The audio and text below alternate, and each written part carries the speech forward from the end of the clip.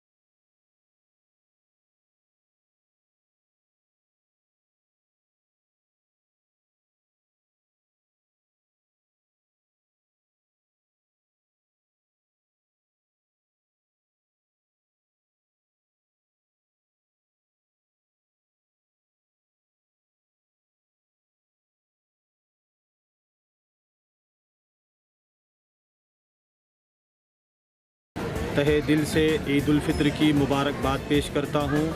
रमज़ानुल मुबारक में जो अल्लाह की रज़ा के लिए हमने रोज़े रखा, रमज़ान ख़त्म होते ही अल्लाह तबारक व तआला ने हमें ईद सईद जैसा खुशी मनाने का मौका फराहम अता फरमाया।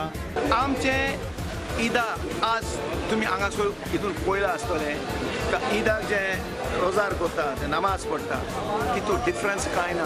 सगळे तो व्हडलो मनीस जावं ल्हान मनीस जावं सगळे एक बराबर एक लायनी उबे आसा आनी आमी we offer the prayer to Almighty Allah. That's the unity. आमी गोंयची सैम राखपाक जाय। गोंयांत जे विद्वत जावपाक लागला, शेतां बेतां काबार जावपाक लागल्या, ते सांबाळ आमी करपाक जाय। ईद उल फित्र की जो ये आज का दिन खुशी का दिन है, बड़ी मुतबरक दिन है। हांव सगळ्यांक आमच्या गोंयकारांक सगळ्यांक ईदाची परबी दिता।